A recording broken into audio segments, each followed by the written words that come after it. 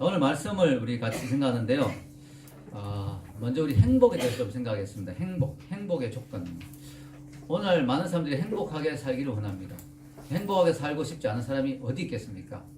예, 우리 뒤에 또 여러분 나중에 보시면 그 헌금함 그 위에 헌금 그 이름 있는 그 위에 또 청첩장이 있죠. 청첩장이 우리 다다음 우리 결혼하는 우리 영규 형제와 우리 은지 자매의 청첩장이 있는데 거기 이렇게 적혀 있어요. 저희들 행복하게 살겠습니다. 자, 우리가 행복을 다 누구나 추구합니다. 행복하고 싶어서 결혼합니다. 또 행복하고 싶어서 우리가 열심히 인생을 삽니다. 근데요, 행복의 조건이 뭘까요? 많은 사람들이 돈을 이야기하죠. 돈이 있어야 행복하다. 또 건강도 무시할 수 없습니다. 건강해야 행복하지. 돈이 많아도 건강이 중요하죠.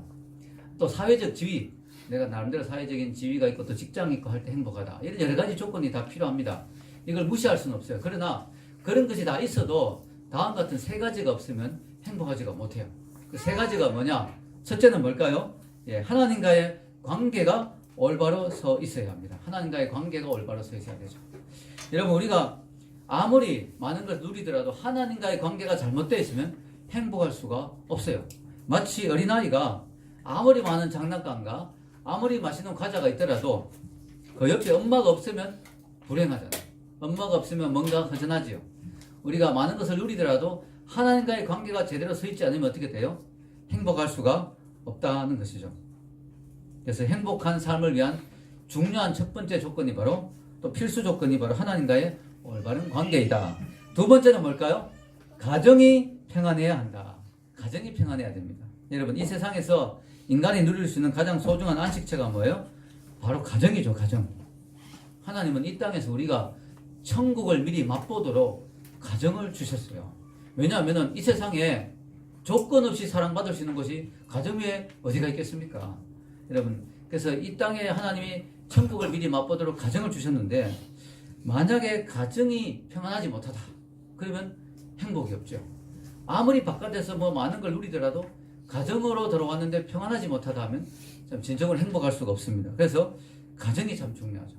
세 번째가 뭐냐면은 바로 교회 생활이 온전해야 됩니다.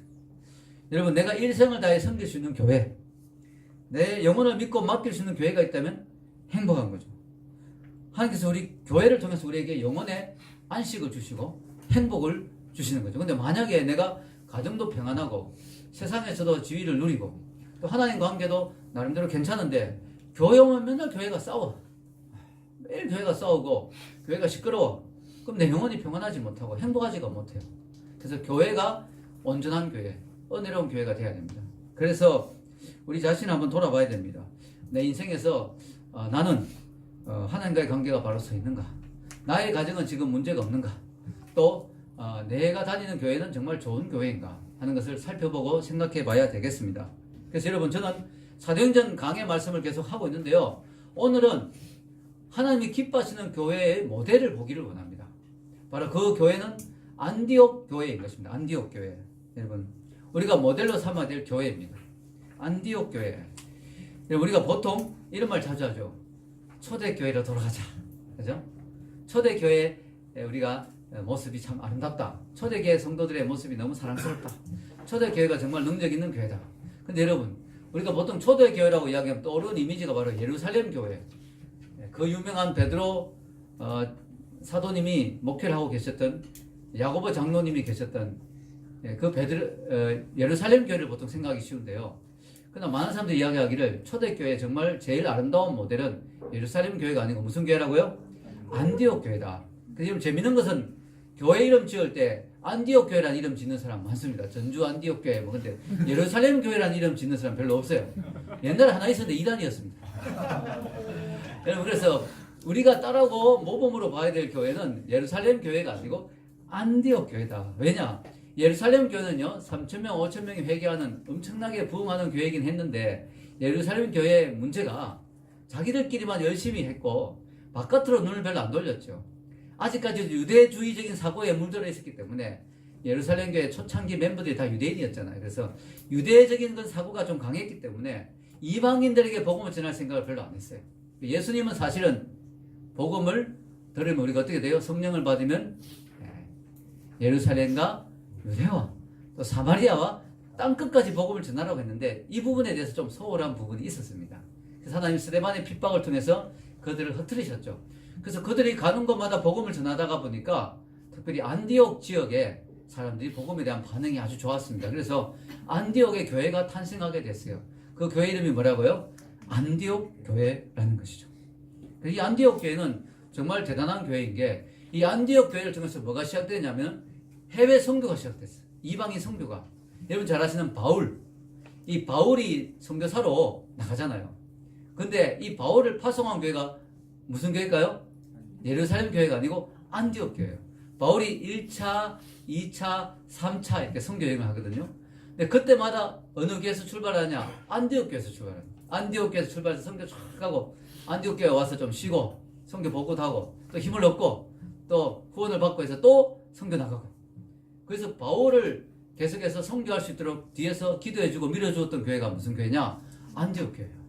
이 안디옥 교회가 정말 훌륭한 교회고 대단한 교회죠. 저는 오늘 여러분과 함께 이 안디옥 교회가 어떤 면에서 참 대단하고 위대한 교회가 하는 것을 5가지로 생각해 보기를 원합니다. 5가지. 우리가 보고 배워야 되고 또 우리 교회에 좀 적용해 봐야 될 거예요. 우리 교회는 그런 면에서 안디옥 교회를 어느 정도 닮았는가? 우리 교회는 무슨 부분이 더 발전해야 되는가? 또 어떤 부분은 우리 교회도 참 훌륭하다. 안디옥 교회를 이렇게 닮았다니 참 훌륭하다. 이런 거 우리가 한번 생각해 보기를 원합니다. 자, 5가지. 첫째는 안디옥 교회는 설립 동기가 순수했습니다. 이 안디옥 교회를 세운 사람들이요, 놀랍게도 특별히 능력 있는 특별한 그런 사도가 세운 게 아니고요, 핍박으로 흩어졌던 평신도들이 세운 교회예요. 여러분 사도행전 11장 19절에서 20절에 이런 말씀이 있죠. 한번 읽어볼까요? 시작. 그때 스데반의 일로 일어난 환란으로 말미암아 흩어진 자들이 베니게와 구브로와 안디옥까지 이르러 유대인에게만 말씀을 전하는데 그 중에 구브로와 구레네 몇 사람이 안디옥에 이르러 헬라인에게도 말하여 주 예수를 전파하니. 아멘. 여기 보면요, 스데반의 핍박으로 흩어졌죠. 이게 흩어졌다는 게 유시간 말로 디아스포라, 흩어진 하나님의 백성들. 자, 흩어졌는데요, 충격적인 건요, 흩어져도 유대인에게만 전하는 거예요. 아직까지 이 유대인적인 사고방식을 못 버린 거죠. 흩어진 자들이 베니게와 구브로와 안디옥까지 이르러 유대인에게만 전하는데 그 중에 구브로와 구레네 몇 사람이 안디옥에 이르러 헬라인에게도 전했다. 드디어 이제는 이방인에게 전도를 하게 되는, 정말 어떻게 보면 바야흐로 선교의 문이 열린 것이죠. 이방인에게 전도하는 그런 사건이 일어난 것입니다. 그래서 복음을 전하고 안디옥 교회 사람들이, 안디옥 지역의 사람들이 많이 반응해서 교회가 세워졌습니다. 여러분, 이 사람들은요, 순수한 사람들이에요. 왜냐하면은 무슨 어떤 인간적인 계산이나 인간적인 목적이나 인간적인 어떤 그 야망을 위해서 교회를 세운 사람들이 아니에요. 그렇죠, 그죠? 너무 순수하게, 더군다나 이 사람들은 핍박을 통과한 사람들이죠. 핍박과 환란을 통과한 순수한 영혼을 가진 사람들이에요. 이들이 핍박을 통해서, 핍박 때문에 흩어져서 도망가는 가운데서 열심히 복음을, 얼마나 이 사람이 순수합니까?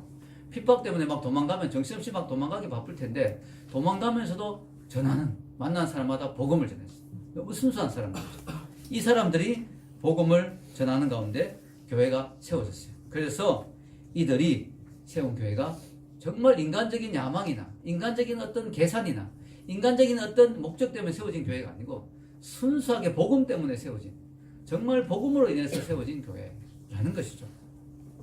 이 사람들은 이름도 없고 빛도 없는, 사람 이름도 안 나와요. 이렇게 보통 교회를 개척하면 그 개척자 이름이 나오잖아요. 여기는 이름도 안 나와요. 이름도. 이 교회를 개척한 사람이 누군지도 몰라요.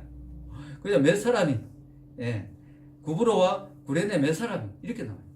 진짜 이름 없이 빛도 없이 오직 복음만을 위해서 교회를 세운 정말 아름다운 모습이죠. 그래서 이 교회가 바로 순수한 교회고 깨끗한 교회죠. 우리나라에도 이런 교회들이 초창기에 좀 있었죠. 뭐냐면 북한에서 복음의 핍박 때문에 공산당이 예수 믿는 사람들 핍박하니까 도저히 못 살겠다 해서 내려왔죠.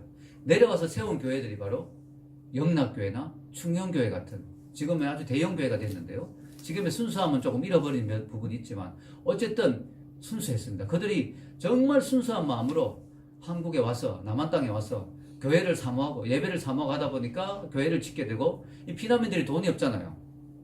돈이 어디 많겠어요. 그 없는 형편에서 정말 열심히 헌금해가지고 지은 교회들이 바로 그런 교회들이에요. 근데 그 교회들 하나님 복을 많이 주셨어요. 왜냐? 순수했으니까. 그래서 교회들이 많이 부흥하고 또 큰 교회도 되고 또 하나님의 나라를 위해서 좋은 일도 많이 했어요. 그 교회들이. 그 이후에 순수함이 좀 흐트러진 부분이 있었지만 어쨌든 그 교회들이 하나님 복을 많이 주신 거죠. 여러분, 우리나라의 이 초창기 교회처럼 안디옥 교회가 바로 설립 동기가 순수했죠. 그래서 하나님의 복을 많이 받았고요. 순수한 마음으로 개척한 교회들은요, 잡음이 별로 없죠. 잡음이. 예. 인간적인 목적을 가지고 세운 교회는 시끄러울 수 있죠. 예. 막 특히 이민교회 보면 그런 거 많습니다. 막 가족끼리 막 그냥 막 이상한 그 어떤 그런 목적으로 교회를 세우고 이러면 막 친척 일가 가족들이 막 자기끼리 다 해먹고 막 이러면서 막 시끄럽고 막 이런 문제가 많습니다. 예, 잡음이 없는 것이 특징이죠. 안디옥 교회 가보면요, 잡음이 없어요. 왜냐면 그 안에 이권이나 그 안에 어떤 다른 안 좋은 목적이 없기 때문에 순수하니까 잡음이 없고 아주 깨끗한 교회인 것이죠. 자, 우리 교회가 감사한 것은 순수한 목적으로 세워졌습니다. 복음을 위한 목적으로 순수하게, 물론 100% 순수하냐라고 볼 때 제 마음을 더 들여다봐야 되겠죠. 그러나 목회자로서 저는 그냥 순수한 마음으로 교회를 시작해서 또 교회를 시작할 때 제일 많이 물었던 게 뭐냐, 하나님이 이 교회를 세우기를 원하십니까? 어디서 교회를 세워야 될지보다 더 많이 물어봤던, 하나님이 저를 통해서 교회를 세우기를 원하십니까? 그걸 많이 물어봤습니다. 그래서 일단은 순수한 마음으로 세웠어요. 현재까지는. 우리 교회가 앞으로 해야 될 숙제는 뭘까요? 이 순수함을 끝까지 가지고 가는 거. 아멘? 이 순수한 마음을 끝까지 가져가는 거. 그것이 중요한 것이죠. 자, 두 번째는요, 이 안디옥 교회가 좋은 교회인 게 주님과의 관계가 바로 선 교회였다. 왜냐? 한 사람 한 사람이 믿음 안에 바로 서 있었죠. 그걸 어떻게 알 수 있느냐? 우리 지난 시간에 공부했지만 안디옥 교회 교인들이 처음으로 이런 소리를 들었죠. 그리스도인. 자, 우리 한번 읽어봅시다. 사도행전 11장 26절 시작.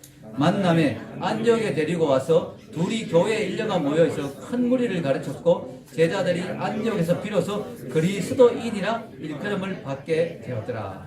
우리는 이 그리스도인이라는 말을 너무 많이 듣기 때문에 그냥 예사로 듣는데요, 이게 정말 소중한 말이라 했죠. 왜냐하면 그리스도가 그 안에 있으니까. 그죠? 제가 유머하는 걸 좋아하잖아요. 그래서 이상한 유머가 하나 생각났습니다. 재밌는 유머가. 요한계시록을 공부하다 보니까 마지막 때 마귀들이 무저갱에서 막 올라와요. 올라오는데 사람들 괴롭혀요. 근데 못 괴롭히는 사람들이 뭐예요? 인 맞은 사람. 그래서 그리스도인. 그리스도의 인을 맞은 사람이 바로 그리스도인이다. 아멘? 되게 멋있는 유머죠. 네. 그래서 우리가요, 교회 다닌다고 마귀가 우리를 못 건드리는 게 아니에요. 우리가 진짜 그리스도인이 돼야 돼요. 아멘? 진짜 그리스도인을 받은, 진짜 그리스도인이 될 때 마귀가 우리를 못 괴롭히는 줄 믿습니다. 이 안디옥 교회 사람들이 순수하게 복음 때문에 세워진 교회라서 그런지 이들이 믿음이 순수하고 또 이들의 믿음이 성장했어요. 그러니까 처음부터 그리스도인이라는 말을 들은 게 아니에요. 바울과 바나바가 와서 1년 정도 가르쳤어요. 열심히 가르치니까 그들이 비로소 그리스도인이라고 하는 칭호를 안 믿는 사람에게 듣게 되었어요. 이것은 그들이 이 사람들 보니까 그리스도를 닮은 사람이다, 그리스도를 온전히 쫓는 사람들이다 하는 뜻에서 그리스도인이 된 거예요. 그래서 여러분, 얼마나 귀한 이름입니까? 여러분, 교회가, 좋은 교회가 뭐냐? 안디옥 교회처럼 좋은 교회가 되려면 뭐예요? 우리 한 사람 한 사람이 남 탓할 필요 없고 남 욕할 필요 없고 남 손가락질할 필요 없고 나 하나가 먼저 내 삶의 자리에서 그리스도인이 되면 되는 거죠. 아멘? 아멘. 순수한 그리스도인이 되면 되는 것입니다. 문제는 뭘까요? 오늘날 한국교회도 왜 문제가 많으냐? 그리스도인이라는 타이틀은 가지고 있는 것 같은데 진짜 그리스도인이 많이 없다는 거죠. 교회 성장학자인 찰스 알렌이라는 분이 있어요. 이분이 설문조사를 하고 연구를 해봤대요. 교인들을 대상으로. 그랬더니 미국의 경우지만 오늘날 자신을 기독교인이라 생각하는 사람들 중에 20%는 전혀 주일 예배에 참석하지 않는다고 합니다. 네. 전혀. 자기는 크리스찬이라고 이야기해요. 미국이 또 기독교 문화가 많잖아요. 그러니까 크리스찬이라고. 네. 저도 미국에서 그런 사람 많이 만나봤어요. 제가 있던 조금 빌라가 있는데 거기에 매니저인 여자분도 리버가라고 기독교 이름도 가지고 있고 자기 크리스찬이라는데 교회 전혀 안 다녀요. 그리고 뭐 저하고 신앙 이야기하면 뭐 담배 막 Yes, Lord can do anything 뭐 이러고 막 영어로 막 주님은 무엇이든지 할 수 있어 이러고. 근데 전혀 기독교적인 삶이 아니고 전혀 덕이 안 돼요. 자, 이분이 저 해보니까요, 기독교인이라는 미국의 경우지만 기독교인이라고 자기는 기독교인이다. 아니 뭐 크리스찬이라고 하는 사람 중에 20%가 전혀 주일 예배 참석하지 않는다고 합니다. 또 비록 교회를 다니지만 그 중에 25%의 교인은 거의 기도 생활을 하지 않는다고 합니다. 한 20% 정도는 거의 기도를 안 하는데 교회는 다니는데. 그리고 교인들 중에 35%는 집에서 전혀 성경을 읽는 법이 없다고 합니다. 교회는 다니는 것 같은데. 그리고 교인들 중 40%는 11조나 감사원금을 기분 따라 한다고 합니다. 미리 정해놓지 않고 그냥 기분 좋으면 하고 기분 나쁘면 별로 안 하고. 그리고 교인들 중에 75%는 교회에서 전혀 어떤 책임도 지고 있지 않는다고 합니다. 그러니까 교회에 빠지는 걸 쉽게 생각하죠. 교회에 뭐 책임 안 지고 있으니까. 그리고 놀랍게도 교인들 중 85%는 불신자를 단 한 명이라도 교회에 데리고 온 적이 없다고 합니다. 즉 평생 전도를 단 한 번도 해본 적이 없는 사람이 85%나 된다고 합니다. 근데 놀라운 사실은 그러한 교인들 중에 100%가 하나님이 주시는 복을 받기 원하고 100%가 천국 들어가기를 원한다는 거예요. 이 얼마나 아이러니한 일인가 하는 것이죠. 삶은 전혀 그렇지 않은데 100%가 다 복 받기는 원한다. 100%가 다 천국 들어가기를 원한다. 이거 문제가 있지 않느냐 하는 것이죠. 자, 여러분 교회가 믿는 자들의 모임이 교회죠. 여러분 믿는 사람들 한 사람 한 사람이 모인 것이 교회입니다. 그래서 교회가 성숙한 교회가 되려면 한 사람 한 사람이 성숙한 그리스도인이 되면 되는 것이죠. 자, 여기 보면 우리 안디옥 교회 교인들은 성숙한 그리스도인이었죠. 그래서 그리스도인이라는 칭호를 영광스러운 칭호를 얻게 되었습니다. 저는 우리 교회 교인들이 어디 가든지 그리스도인이라는 소리를 듣는, 저 사람은 정말 그리스도인이야, 저 사람은 정말 교인이야, 저 사람은 정말 믿을 만한 신앙인이야 라고 하는 소리를 듣는 사람들이 되기를 바랍니다. 저부터 그런 사람이 돼야 되겠죠. 왜냐하면은 바울과 바나바가 그들을 잘 교육해서 이런 사람으로 만들었기 때문에 바울과 바나바가 먼저 성숙하고 훌륭한 그리스도인이었지 않습니까? 그래서 저부터 그런 사람이 되어서 우리 한 사람 한 사람을 그리스도의 제자라고 잘 세웠으면 좋겠다 생각합니다. 아멘. 예, 세 번째는 뭘까요? 편견에 치우치지 않은 교회였다. 여러분 교회가 편견에 치우친 교회가 있죠. 어떤 색깔이 너무 강한 교회, 어떤 뭐 특징이 너무 강한 교회, 이런 교회도 또 좀 문제가 있죠. 안디옥 교회는 보면요, 지도자의 위치에 있는 사람, 이 지도자를 누구를 세웠느냐 보면요, 놀랍게도 다양한 사람을 세운 걸 볼 수가 있어요. 즉 어떤 특정한 사람은 지도자를 세운 게 아니죠. 1절 한번 읽어보겠습니다. 위에 1절 시작. 안디옥 교회에 선지자들과 교사들이 있으니 곧 바나바와 니게르라는 시몬과 구레네 사람 루기오와 분봉왕 헤롯의 젖동생 마나엔과 및 사울이라. 아멘. 예, 그래서 여러분 여기 보면요, 이 지도자의 위치에 있는 사람들의 다양한 모습이 나오는데요, 정말 신기한 게 바나바가 있고요, 또 선지자들과 교사들이 있다. 이 사람 지도자죠. 선지자들과 교사들이니까. 자, 바나바, 우리 잘 아는 바나바가 있었고요. 니게르라는 시몬, 이 사람이 누굴까요? 니게르가 뭘까요? 여기서 나온 말이 니그로예요. 니그로가 뭐예요? 흑인이잖아요. 요즘은 비하한 말로 쓰이지만. 그래서 여러분 니그로란 말 함부로 쓰면 안 되죠. 미국의 교포 한 명이 뭘 먹고 속이 좀 안 좋아, 속이 니글니글하다 했더니 옆에 흑인이 니글니글하다는 말 자기 니그로 놀린 줄 알고 화냈다고 합니다. 자, 니그로, 요즘은 뭐 니그로가 별로 안 좋아도 되지만 어쨌든 니그로란 말이 여기서 나왔어요. 니게르. 그러니까 이 사람이 시몬이 흑인인 걸 알 수가 있어요. 놀라운 이야기죠. 또 여기 보면요, 구레네 사람 루기오. 여러분 구레네 사람이 또 북아프리카 그 지역이 구레네예요. 그래서 거의 이 사람도 흑인일 가능성이 높습니다. 북아프리카에서 왔기 때문에. 예, 구레네 사람 루기오. 그리고 또 여기 보면 분봉왕 헤롯의 젖동생 마나엔. 자, 젖동생이 뭐냐? 자, 젖동생이 뭐냐면요, 지금 은별이가 엄마 젖을 먹고 있는데 예를 들어 지아가 그 젖을 같이 먹었다면 젖동생이 되는 거죠. 이 경우에 뭐냐면 헤롯가에 아기가 태어났는데, 헤롯가의 왕가잖아, 왕의 가문인데 어떻게 사정으로 인해서 젖을 먹일 수 없는 사정이 됐어, 엄마가. 그래서 그 신하 중에 아기를 놓은 사람이 있죠. 그럼 그 아기 낳았으니까 젖이 지금 나오고 있을 거 아니에요. 그 사람을 불러가지고 같이 키워라. 그래가지고 한 사람의 젖을 같이 아기가 나눠 먹고, 약간 배가 고팠겠죠, 아기가. 나눠 먹고 컸어요. 그런 걸 보고 젖동생이라 그러죠. 같이 젖 먹고 큰 그 사이다. 그래서 이 사람은 젖동생 마나엔, 이 사람은 하여튼 하얀 왕가의 고위 관리였던 것 같아요. 관리였는데 그 엄마가 이제 자기를 키울 때 헤롯의 아이를 같이 키웠죠. 그래서 젖동생이 된 거죠.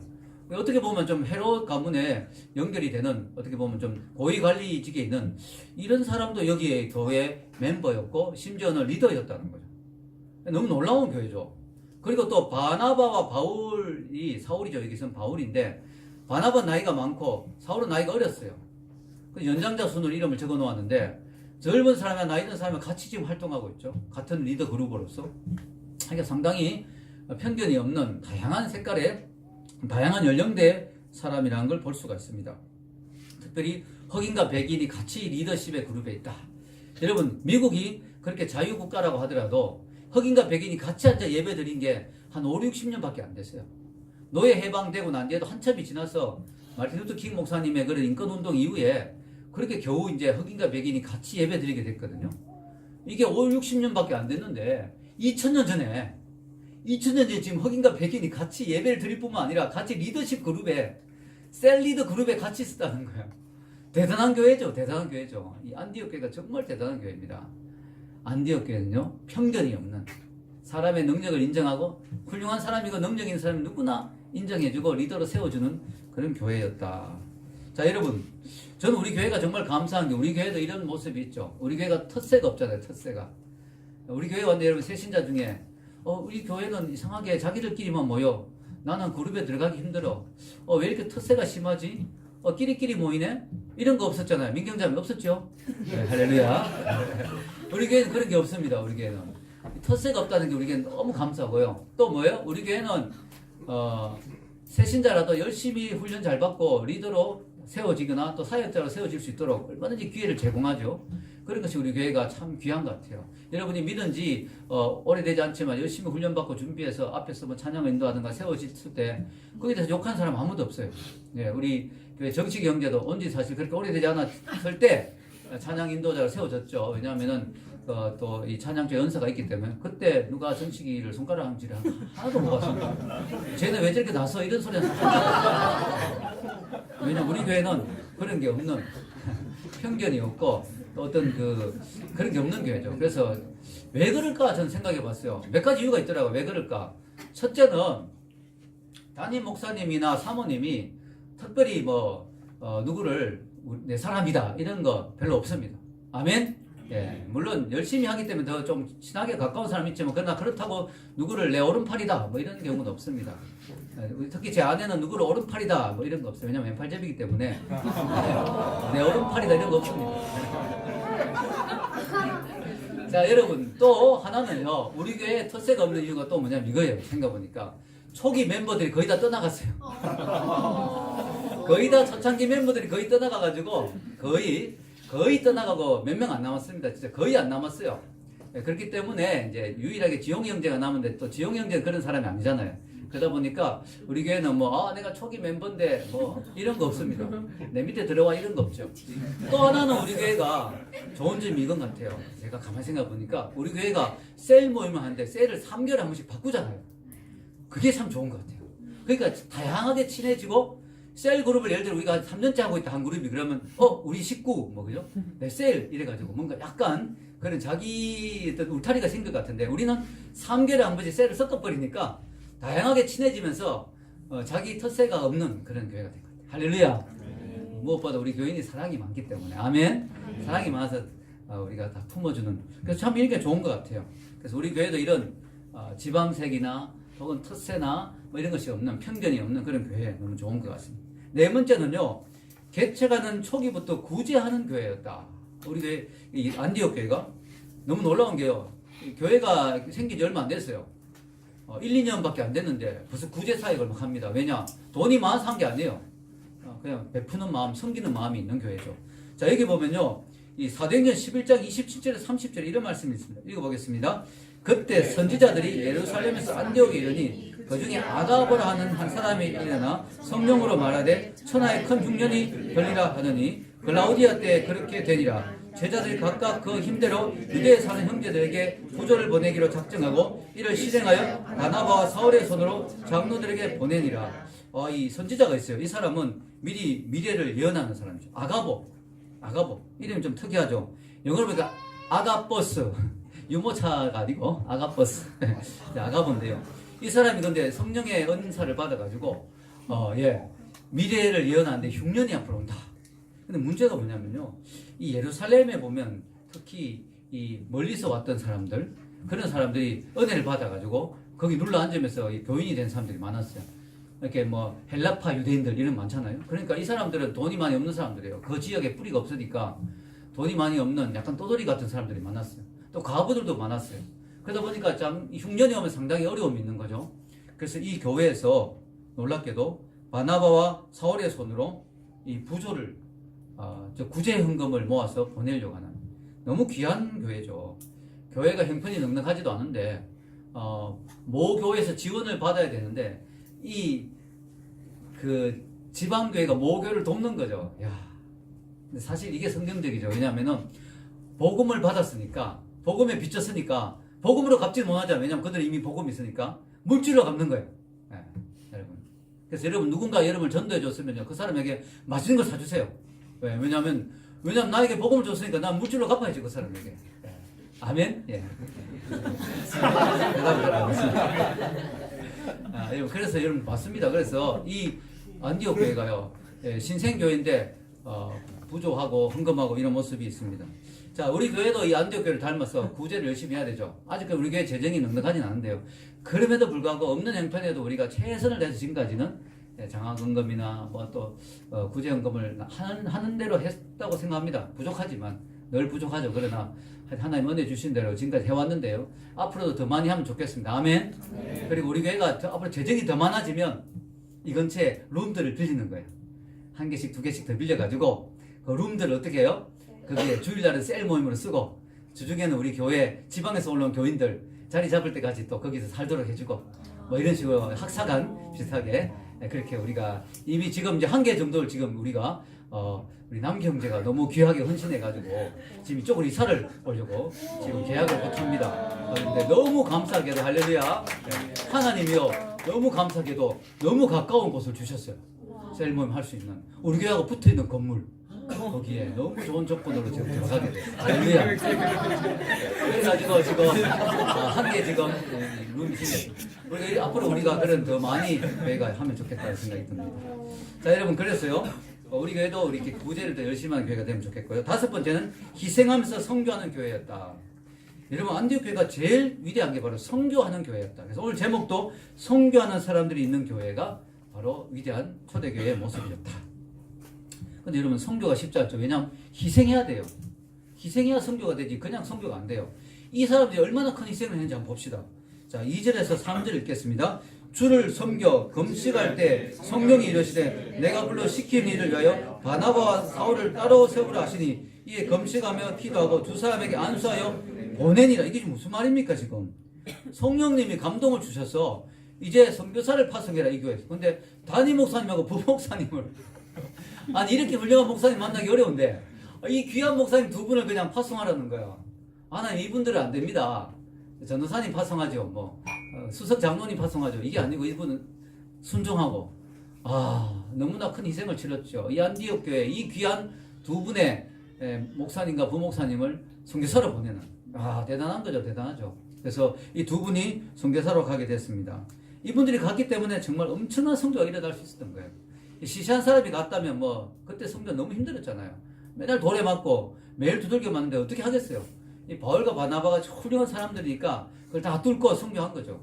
그렇기 때문에 복음이 막 지금까지 전해질 수 있었죠. 하나님 그걸 아시기 때문에 에이스 가장 탁월한 사람 2명을 뽑아낸 거예요. 근데 이 교회가 자기 교회 중심으로 생각했다면 이기적인 교회였다면 못 보냅니다. 우리 교회 담임 목사님, 부목사님 너무 중요한 분들이 꼭 필요한데 지금 교회가 부흥되고 있는데 이분들이 사역을 해야 됩니다 했는데 이들이 보냈습니다. 여러분 우리가 알아야 될 사실은요 선교는 희생이 필요해요. 우리나라에도 초창기에 선교사님들이 와서 얼마나 많이 죽었습니까? 그죠? 아이도 죽고 얼마나 많은 희생을 했어요. 여러분 그게 선교에는 희생이 필요하거든요. 전도도 마찬가지인 것 같아요. 여러분 전도도 그냥 되지 않죠. 내가 희생하고 헌신해야 전도가 되지 그냥 됩니까? 여러분 사주어야 되고 맛있는 것도 사주고 만나주고 또 뭐요? 뭐 선물도 사주고 또 시간도 내고 그렇게 해야 전도가 되지. 뭐 그냥 앉아서 문자 하나 보낸다고 전도가 됩니까? 잘 안 되죠. 내가 자꾸 찾아가야 되고 만나야 되고 계속 사주고 그죠? 섬겨야 됩니다. 그거 쉽지 않잖아요.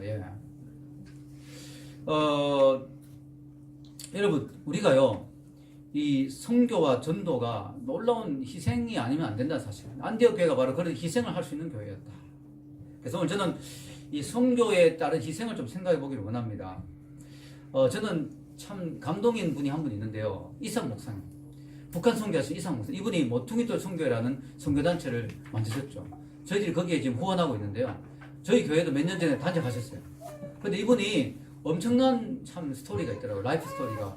이분이 어릴 때, 몇 살 때였느냐면은, 정말 어릴 때, 7살 때. 그 어머니가 자기를 불러서 신약 성경을 2번 읽게 하더래요. 신약 성경을 이독을 하고 나니까 자기를 불러서 이렇게 말합니다. 넌 앞으로 목사가 되라. 7살짜리한테. 이상 목사가 되라. 그리고 이런 말 합니다. 너 나이 들면 목사가 되고, 목사 되면 갈 나라가 있어. 예, 어머니. 하니까. 어디 가야 됩니까? 하니까. 몽골, 소련, 중공. 그때는 중국이라 하지도 않았어요. 중공. 공산당 나라. 중공. 그리고 마지막으로 한참을 어머님이 뜸을 들이시더니 북한으로 가라. 그리고 거기 가서 죽어라. 와. 그러면서 어머니가 울기 시작합니다. 그러니까 완전히 아들을 내놓는 거예요. 성교를 위해서. 그리고 이제 이삭 목사님이 이제 목사가 되려고 이제 생각해야 되겠죠. 그리고 17세가 돼요. 17세.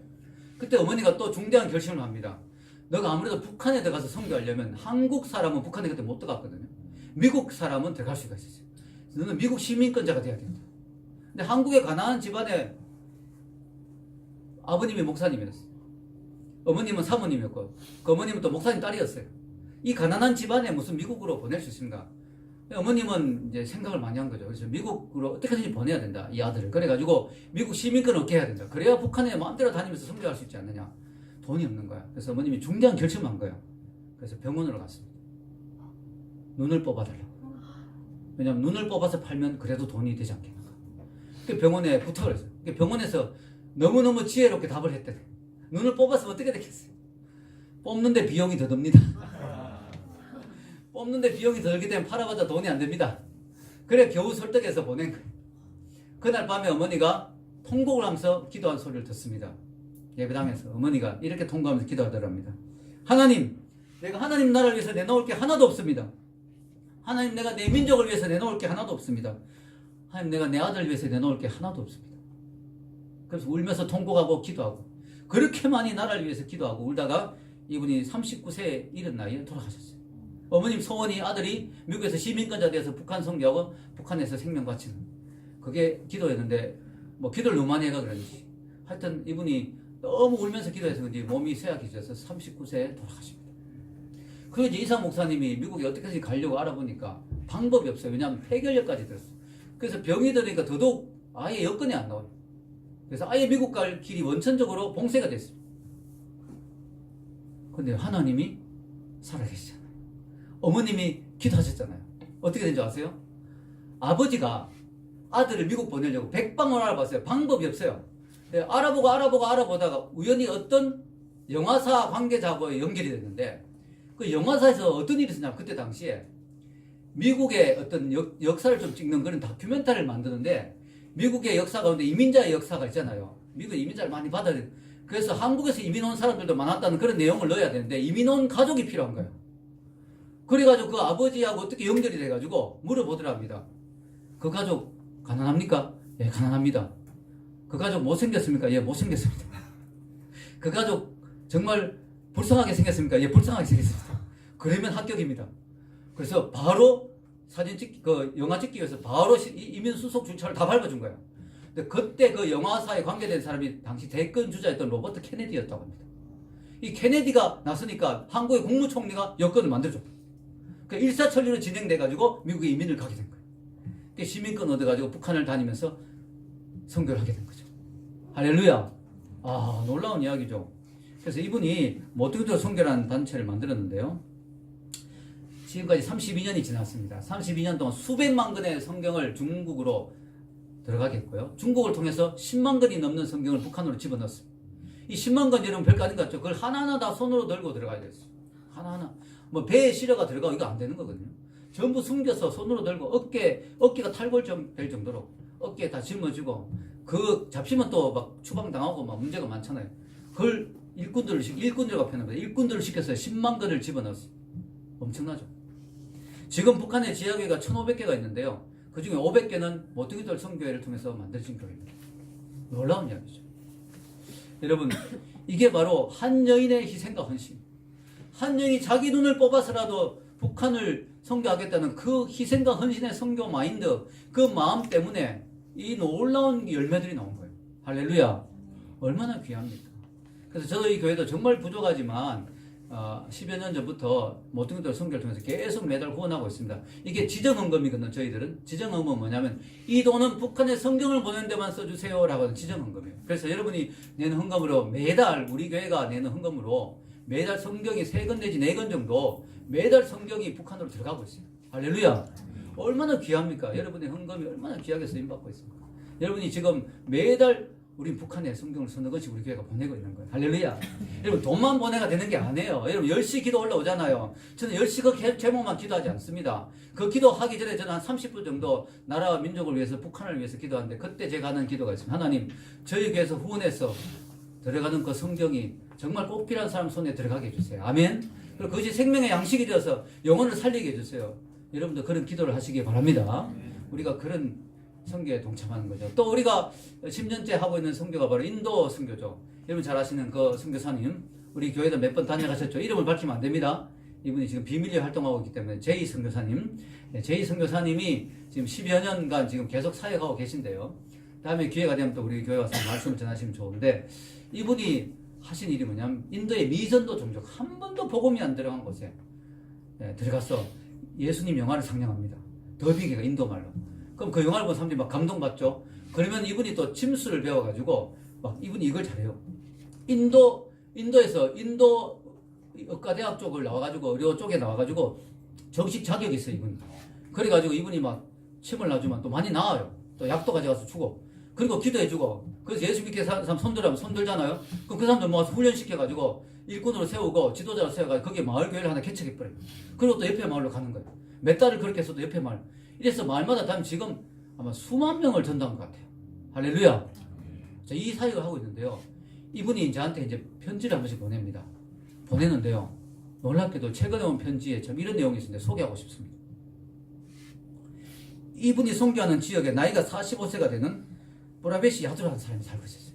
이 사람은 전혀 예수 믿는 사람이 아니에요. 이 사람 마음에 큰 근심이 있었어요.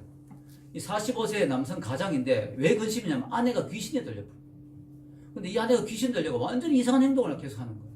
너무너무 답답하고 괴로운 거예요. 그래가지고 이 악한 영을 내쫓기 위해서 힌두교의 사원에도 여러 번 가고 힌두교 사제를 통해서 굿도 여러 번 하고 안 되는 거야. 없는 형편에 돈은 많이 날리고 또 이슬람의 사원도 가고 안 되는 거예요. 계속 나중에 더 심해져가지고 아들까지 귀신이 또 옮아버렸네.